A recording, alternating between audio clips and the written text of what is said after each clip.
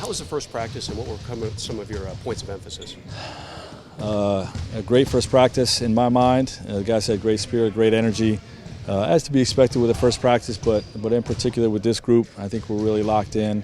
The messages, of day one are, to really establish a defensive mindset. We know we got a lot of firepower offensively, but establish that defensive mindset of playing hard and playing tenacious and being physical, and and offensively just beginning to get us organized and just talking about the importance of playing for each other.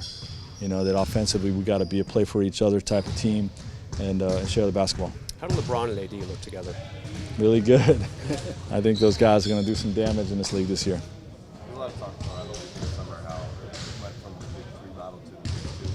How do you look at LeBron and AD versus other duos? I think we got the best of them, of all the duos. And we got two top 5 players, two guys that really just do it all. You know what I mean? And I put those 2 guys against anybody in the league. How do you think that dynamic changes as a team of a big three versus a big two throughout the league? I don't know. It's tough to say. I never coached a big three, so I don't have great experience with that. But it's challenging when you have a big three. You have a guy that's used to being a focal point of the offense. Take Bron's teams in Miami. There's more sacrifice, I think, probably to be had if it's a big three versus a big two. But that would be my 2 cents on it. But it really doesn't apply to our team here.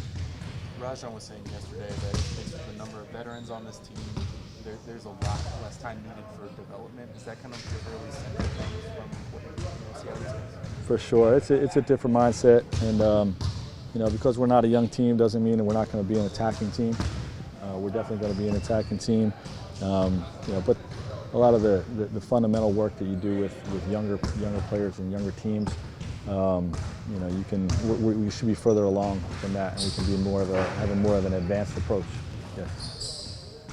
Did you skew more toward the defensive side today? Slightly. Yeah, I mean, we began with it. The first hour of practice was all defensive fundamentals and drills and communication and tying the pieces together, showing the ways we're going to be physical, and but it was probably 60-40. The second portion being offense. Coach, defensively, how great can this team be? As great as they want to be. We have the talent to be elite on the defensive end of the floor. We've got to commit to it.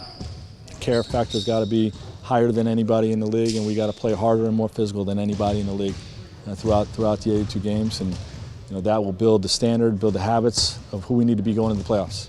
Does your length help the length of the team? Length is lethal. It's a big foundation point or saying we had with my defenses in Indiana. We were very long at a lot of positions, and we have that type of length here. When you have such a deep team, how do you try to play everyone, and how do you keep them all happy? Where am I trying to keep them? Well, everybody's got to buy into their roles, and minutes will be earned. So, I think everybody is willing to play a role on this team and to sacrifice. We know what we can accomplish. This is a different type of year than most guys have been a part of, and my sense from guys is that there's going to be a willingness to sacrifice for the better good of the team. How did Dwight look out there today? He looked good. He's moving well, playing with physicality. I'm preaching to play physical, and he probably overdid it a little bit. He's knocking guys around, and look, you got to deal with that. If you're coming to play LA Lakers, you're going to get hit. You're going to get smashed in the mouth, and he set the tone in that regard today. You just mentioned that this is a different type of team than others that you've coached. Does that change your style? Of course, not really my approach. We're still going to be a team that tries to play harder than opponents, cares about the defensive end, shares the basketball offensively. Those principles to me fit every team. But how you manage practice throughout the season, how you build your offense, and your offensive system and your defensive scheme, those things shift based on your personnel. You got to adjust and you got to tailor your plan to the team that you have. When you have such a veteran team and expectations are so high and everybody's so eager to get going, is it important also to not skip steps early in camp, and like how do you kind of Yeah, it is. But to me, I've always had the mindset, let's get some simple things in place right away to get them playing right away. These guys are chomping at the bit to get after it, and no one wants to sit around and do 3 hours of drill work. You know what I mean? So we taught the fundamentals, of our defense and our offensive spacing, and then we got after it. Oh, we were able to see a group with Rondo and JaVale playing alongside LeBron, AD, and Danny. What are the merits of that group, and how many groups were you able to see, combinations were you able to see today? Well, we did a lot of we had 16 guys participating, so we did a lot of 4 teams of 4, I should say. And that group was in place today, but we told our guys that the teams are going to change every day. I do want to have AD and LeBron play as much together as possible in practice, because they're going to be the ones that play the most together throughout the season. So I want to get that chemistry accelerated as much as possible. But the guys around them are going to change every practice. You'll see a different group tomorrow, a different group the day after that, and those types of things.